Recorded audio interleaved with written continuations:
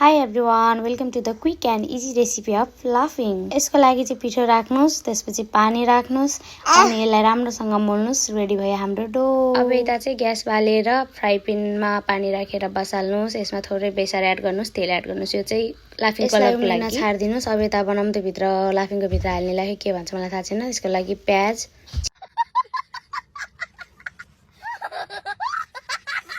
पारेर काटेको लसुन, त्यसमा खोर्सानी, त्यसपछि यो के मिर्च खै थाहा छैन। अनि त्यसमा अलिकति नुन राखेर मजाले मोल्नुहोस् अनि मनतातो तेलमा ज्वाइँ पार्नुहोस्। अब रेडी भयो हाम्रो खै के सस थाहा छैन मलाई लाफिङ भित्र हाल्ने। अब एउटा चट्ट परेको काठको टुक्रा लिनुस्। यसमा चाहिँ रोटी बेल्न सुरु गर्नुस्। स्वयं बेल्नुस्, किनभने इजी एन्ड क्विक रेसिपी भएपछि छिटो छिटो काम नगर्यो भने त छिटो छिटो खाना पाइँदैन। यसरी बेल्नुस्। ल हेर्नुस् त कति छिटो रोटी रेडी भयो। अब त्यो रोटीलाई अघि भक्लक भक्लक उम्लेको पानीमा चप्लक्क चोप्नुहोस्। नर्कमा खै तातो तेलमा डुबाउँछन् नि भन्छ नि, त्यस्तै गरेर। के बोले भाइ? के बोले के जथाभावी बोले?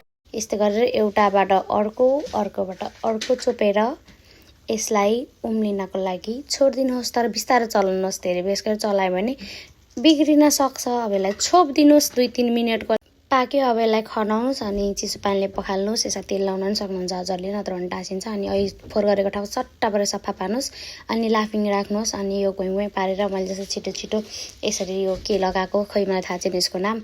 अनि यसमा चाहिँ अब हजुरले के राख्न सक्नुहुन्छ, चाउचाउ राख्न सक्नुहुन्छ। तर हामीसँग त्यो अर्कोवाला बनाउने टाइपको त्यो भित्र राख्ने केही पनि छैन, त्यही भएर त्यसलाई के भन्छ मलाई थाहा पनि छैन। अनि बदाम राखेँ, चाउचाउ राखेँ। त्यसपछि मैले अब के भने अनि यसलाई स्वाई बटारिदिनुहोस्। अनि त्यसपछि चट साह्रो भयो, चट पारेर काट्नुहोस्। यसपछि रेडी भयो हाम्रो लाफिङ। ल हेर्न सक्नुहुन्छ यस्तो मिठो वाउ थियो। मैले त खाएँ, हजुरले पनि यस्तै खानुहोस्। By by.